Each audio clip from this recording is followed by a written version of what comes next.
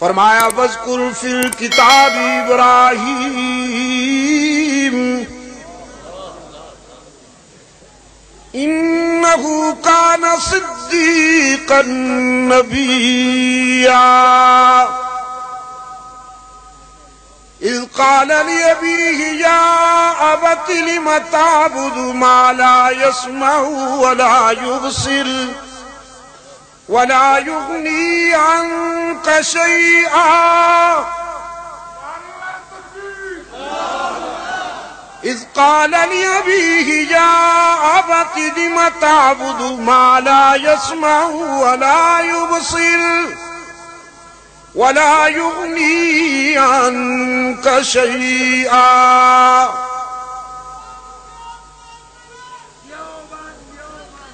إِذْ قَالَ لِأَبِيهِ يَا أَبَتِ لِمَ تَعْبُدُ مَا لَا يَسْمَعُ وَلَا يُبْصِرُ وَلَا يُغْنِي عَنْكَ شَيْئًا يَا أَبَتِ لَا تَعْبُدِ الشَّيْطَانَ إِنَّ الشَّيْطَانَ كَانَ لِلرَّحْمَنِ عَصِيًّا يَا أَبَتِ إِنِّي قَدْ جَاءَنِي مِنَ الْعِلْمِ مَا لَمْ يَأْتِكَ فَاتَّبِعْنِي أَهْدِكَ صِرَاطًا سَوِيًّا جہد و عمل کی راہ میں خلیل اللہ کے سامنے سب سے پہلی رکاوٹ وہ رشتہ بنائے کہ انسانی فکر و عمل کے سامنے اس سے بڑا کوئی رشتہ ہی نہیں. سارا جہان تو مخالف تھا ہی لیکن باپ بھی مخالف. خلیل اللہ کے سامنے دو راستے ہیں، ایک دنیاوی مفادات کا اور ایک اللہ کی خوشنودی کا. دنیا سج دھج کے آئی ہے، مفادات کی تزئین کر کے آئی ہے. دنیا مفادات کا میک اپ کر کے آئی. خلیل اللہ کے سامنے کہ ادھر آؤ، میں تیرا دامن زر و سیم سے بھر دوں، میں تیرا دامن نوٹوں سے بھر دوں، سکوں سے بھر دوں.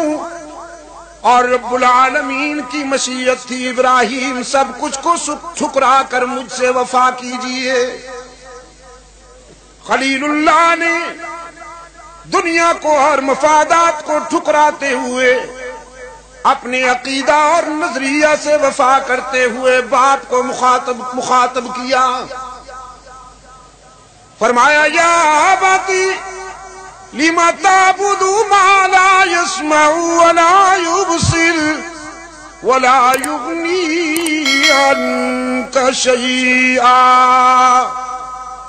اے باپ، تم ان کو حاجت روا و مشکل کشا مانتے ہو جو نہ تمہیں نفع پہنچانے کی پوزیشن میں ہیں نہ تمہیں نقصان سے بچانے کی پوزیشن میں ہیں. جنہیں ہاتھوں سے بناتے ہو انہی کے آگے سر جھکاتے ہو بد نصیبوں.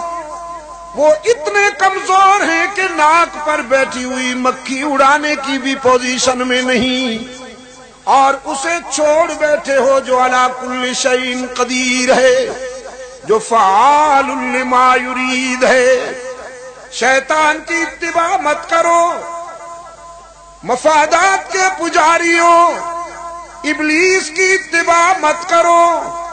ادھر آؤ، میں آفاقی علم کا تاج سے معیار قائم کر دیا، کسوٹی مقرر کر دی دوستی اور تعلق کی کہ وہ چاہے تو سب کو چھوڑ دو اور پھر دیکھو وہ کیوں کر تمہیں بلند نہ کرے. اللہ سے تعلق اور محبت کے لیے معیار قائم کر دیا خلیل اللہ نے. کہ جب بیٹا ہے تو اللہ کی مرضی پر باپ کو قربان کر دیا، جب باپ بنا تو اللہ کی مرضی پر بیٹے کو قربان کر دیا۔ آج پھر ہم بھی اسی موڑ پر کھڑے ہیں۔ ایک طرف قارون کا خزانہ ہے، ایک طرف فرعون کی شقاوت ہے، ایک طرف ابرہہ ہاتھیوں پہ نظر آتا ہے، ایک طرف منافقت رنگ بدل کر سج دھج کر آ رہی ہے، چین مستقبل کے جھوٹے خواب ہیں، اور دوسری طرف سے یہ درویش کھڑے ہیں، ان کے پاس نوٹ بھی آپ کے سامنے بے داغ تھے، آج بھی آپ کے سامنے بے داغ ہیں۔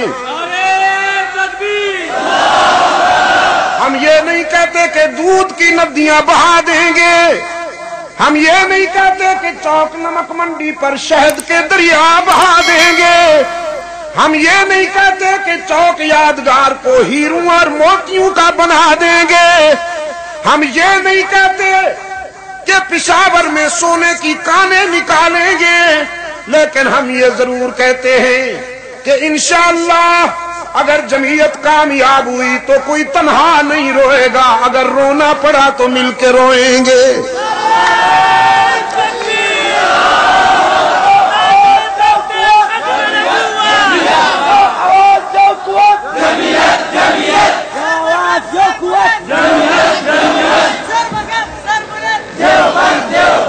ہم یہ کہتے ہیں کہ اگر پشاور کے کسی کونے میں کوئی بیوہ اشکبار ہوئی تو اس کے حالات کا مداوع کرنے کے لیے فضا حسین ضرور جائے گا۔ ہم یہ کہتے ہیں اگر کچھ یتیم روتے ہوئے نظر آئیں گے تو ہمارا عزیز غلام علی ضرور جائے گا۔